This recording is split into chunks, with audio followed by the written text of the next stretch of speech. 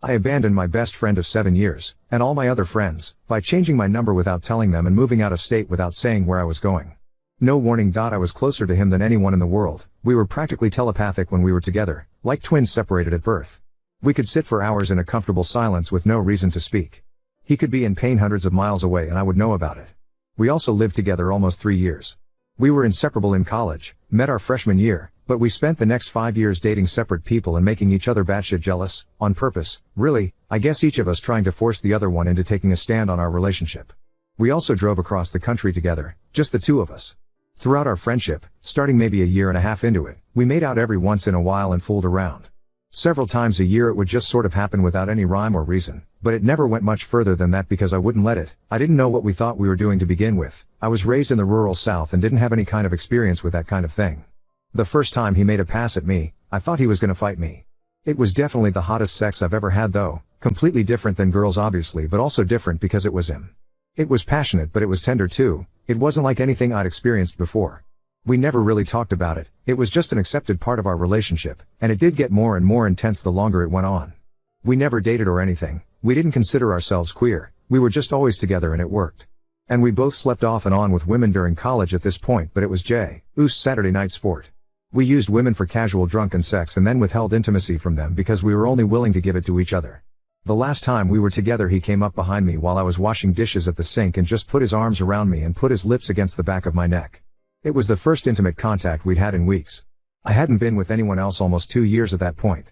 It was after a dinner where 2 of our friends were engaged and getting ready to be married, so of course that's all they could talk about. He waited until everyone left to be able to touch me, and that made me feel angry and sad like it never had before, even though we were so used to it by then. And that was the last night that I saw him. He wanted me to stay the night and I did. A day or so later I turned my phone off and left town. The last words on the last phone message I ever got from him, before I changed my number: "Please call me, I love you." It was so plaintive, the sound of his voice like that almost made me call him back right then, but I didn't. I cut off my other mutual friends for the simple reason that they would want to know why I did it and I didn't want my friend to feel like I was abandoning just him, so I abandoned all of them.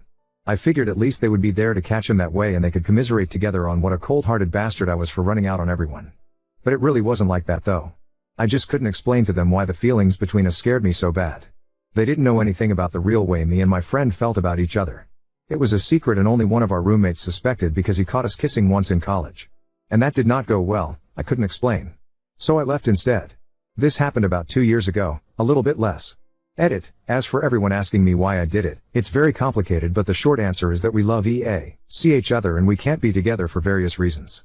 I go into some of those reasons in the comments here and over at r/LGBT edit too. We are both guys, 26 years old, and no, I haven't been with any other guys, and I was only with girls before him, and I haven't been with anybody since. Edit 3, yes, I am a massive chicken shit and a selfish bastard. Hence the throwaway account and the running away halfway across the country without telling anybody to avoid secret awkward best friend bromance. Edit 4, thanks for all the comments and questions, it feels good to confess it to somebody. My family thinks I moved for a job. I've tried to elaborate on my story a little bit so people understand more where I'm coming from and why I did what I did. Update 1. So here's what I've learned about how my best friend/lover has been doing since I skipped town for almost 2 years after cutting off contact with him and all of my other friends. I did talk to my brother a few nights ago and asked him casually what Nick had been up to, and he said he's been riding a lot and working at the stables and volunteering at the animal shelter. I also know he's been hunting with my brother. He hasn't dated and my brother said he won't go out drinking. Too busy playing Dr. Dolittle, he says. I asked if he was upset when I left and my brother laughed and said, "What do you think?" So yeah. That's what I've got to work with. Upon my disappearance, my best friend/boyfriend has apparently taken up the hobby of bottle feeding kittens when he's not mucking stables, sitting in a tree stand, or out riding by himself. I don't even know what to do with that information. He sounds completely withdrawn. I mean, he was always an introverted guy, we're actually both pretty quiet in person, but he's shy whereas I guess I'm just more stoic. So most people probably wouldn't even notice much of a difference, but that's some hardcore solitude even for him. At least he's not with anyone, so that's one thing I don't have to worry about. In any case, I pushed back my trip home until next weekend, so I could send him a letter. I already shocked him once by just disappearing into thin air, I don't think it's fair to do it twice by just showing up out of nowhere.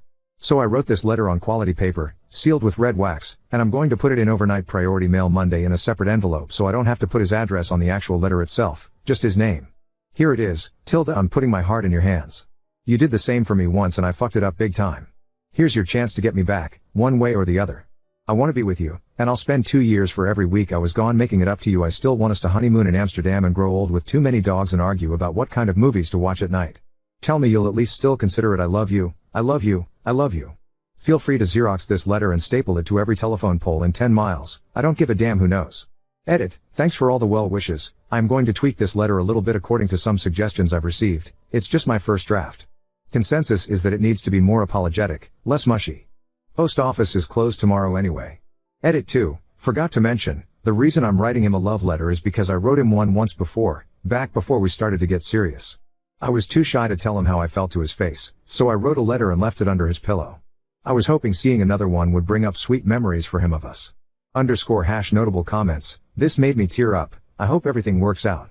As someone who cut off contact from all friends for a year, expect hurt and questions whose answers you may not really be able to explain. If he does accept you back in his life, don't dare ever run away from him again. It will seem the easiest solution come hard times, but it doesn't solve a thing. Relly at 17, I'd fix this part. I read it like it's his fault he lost you and he has to win you over again, when it's the exact opposite. You have to win him over. Put something like, good luck, op. Love knows no bounds. So if he does accept, don't be surprised if he acts a bit distant at first. He simply might be afraid of losing you and he's in a bit of a shock that you even left in the first place, now that all those memories from when you left are coming back. Take it slow and steady. _update 2. Okay, after much deliberation, this is what my final letter to Nick looked like after I edited out the mushier parts. No worries to the folks that like the mushier parts, I just figured those would be better left said in person, where I can gauge his reaction beforehand and there's no chance of me being misunderstood. Apologies first. I also sent a mixtape of the following MP3s on a /zip flash drive. I listed them just for anybody who is curious what songs I sent. Don't laugh, I know it sounds corny as hell, but we used to exchange playlists all the time, not just of love songs but of all kinds of music, and he loves that sort of stuff. Yes, it's kind of sappy. Anyone who doesn't like it can kiss my ass. I'm trying to get used to saying that before I go back. _notable comments. Dude. Calm yourself. Take a heavy breath, step back, and look at yourself. This sounds kinda crazy. And by kinda I really mean, bat fucking shit crazy. You royally fucked this guy the first time around. I wouldn't be surprised if he wanted to kill you. This could end so badly. Not by him killing you, but by ripping your heart out and shredding it to pieces just like you did to him. I know this letter is your way of trying to get in touch with him and say things without having to bear with any negative reactions, but I really think you should just send a letter with your name and number. That gets the point across that you want to talk, but leaves him the option of whether or not he wants to contact you. This is the safest kindest thing to do. Deleted user, MP3s on a zip drive. I know you're going through a lot and it seems like a heart-wrenching story, but am most fascinated by the fact that both you and Nick have zip drives in 2013. I feel pretty conflicted about this confession, after having read all your posts. For you, this will bring closure, whether it's absolution or rejection. I wish you the best of luck. Nick? What if he's found closure and you reopen his wounds? I hope it works out for him too. Update 3. Okay, so here's a transcription of the text conversation I have just had over the past hour. N. Is this Tobias? Me, Nick? N. I got your letter. Me, and? N. Love songs will not fix this, Tobias. Me, I know, I'm sorry. I just thought you'd like it. N. I did, and that's beside the point. You fucked me over and you think a mixtape is going to fix it? Me, I'm so sorry, Nikki. I just want to see you again. I want you to look into my face and see how sorry I am. I'll do anything to make it up to you. N. Why now, after all this time? Get bored playing Runaway? Me, I came back because I love you. I never stopped. Please, I just want to talk. I never left because of you. If you want to throw me out on the sidewalk on my face when you see me, I won't stop you. N. How can I turn down an offer like that? You're coming this weekend? Me, I was planning on driving over early Friday morning. I won't get there until after midnight. Maybe early Saturday morning. I might have to stop and take a nap, it's a long way. N. Come see me when you get here then. Text me before you head over. I'm serious though, Tobias, I'm fucking furious at you right now. You don't even know. Me, I know I love you. N. That's the only reason we are even having this conversation. Me, do you still love me? N. I'm still thinking about it. I don't know how I feel right now. We'll talk Saturday. #notable comments. Godspeed you awkward ass emperor. I hope things turn out for the best. Update 4. So yesterday at like the ass crack of dawn, I set out for Tennessee. Finally. After freaking out about it to tens of thousands of people, and pacing around my apartment for 2 days, I drove. This part of the story is actually pretty boring, because road trips by yourself are pretty boring. I sing to the radio pretty much nonstop, in case you find that entertaining. I stopped off about 11 o'clock, grabbed a fast food lunch, and slept for 6 hours in a motel room because I was tired as hell. Woke up just before 6, which was actually a really dumb thing to do because it put me right into Friday rush hour traffic.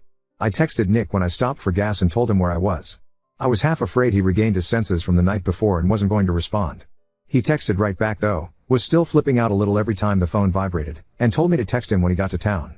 I told him it was going to be really late, and he said it didn't matter. After many hours, I finally made it into town at about 1:45. I texted him again and told him I was back, and he told me to come on over. I've gotta say, this was the point that I was most nervous during the entire thing, seeing him for the first time after 2 years. His place is out in the middle of nowhere. I passed sleeping horses on either side of the road, and I had to drive slow because it's gravel in some places.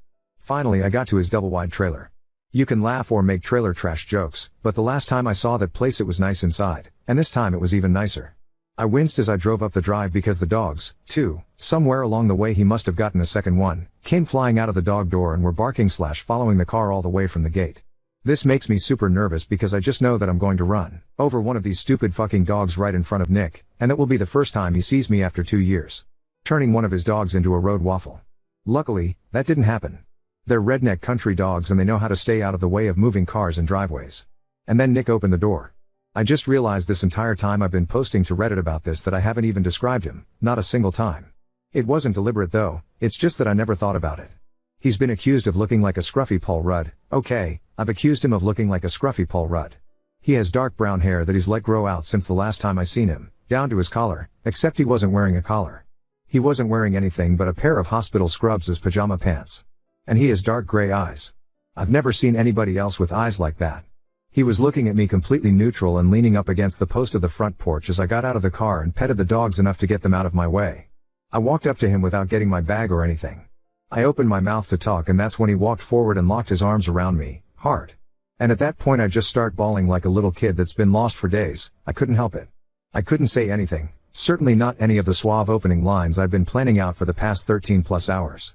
Very uncool. To Nick's credit, it would have been very uncool on his part to punch me out in such a pathetic state, even if that was his first inclination. So instead he just held and hushed me while I dialed back the waterworks.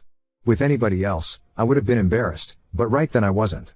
Finally I drew back from him and he kind of nodded towards the house and told me he would get my bag.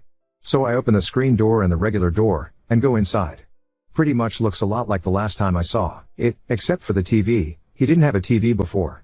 Otherwise his house looks like the place of somebody who secretly wants to live in a library. It kind of drives me nuts, but what can I say? I read anything, especially when someone leaves it laying around on the coffee table, the nightstands, the floor, or the counter. Don't even get me started on the books, they've become their own form of furniture. It's clean otherwise though, and I love it. He followed me in with the dogs and my backpack and I was feeling pretty hang-faced at this point, just wore out of driving and embarrassed now for crying, afterwards. Go to bed, he says. What am I going to do, argue to sleep on the couch? But I can tell by the way he's looking at me that he wasn't joking, he really is furious, and the only thing keeping me from catching hell was the fact that I must have just looked so miserable and tired he would have felt like a bastard for laying into me. So I go back to the bedroom and he follows me, putting my bag over in the corner next to the nightstand. I shuck out of my clothes and curl up under the sheets. He had been sitting up in bed reading a book and waiting for me. He closes the dogs out of the room and then gets in on the opposite side of the bed, though he lies down on his back looking up at the ceiling with his hands behind his head and I'm lying on my side looking at him. No streetlights, so once he turns the side lamp off when we're both in bed I can't really see his face. At this point, the calm is scaring me a lot. I would rather be screamed at than to hear him talk like that, because it made me feel like he didn't feel anything for me. He said he was fucking furious but this new effect was like he didn't care at all. At first he didn't answer, and that really was a low point for me. I rolled over away from him on the bed and tried real hard not to cry again. After what felt like a long time, it was really only a couple of seconds, he rolled over towards me, and curled up against my back, putting his arm around my waist. I did start crying again then, and trying to apologize again, but he just shushed me. I fell asleep with him whispering, "It's okay," Tobias in my ear. And that is the first time I've fallen asleep in anyone's arms in almost 2 years. Thank you everybody who supported me and gave me advice from my very first confession. I don't think it's going to be easy for us to completely repair our relationship, and we have a lot to talk about, but I think we're on our way to being better.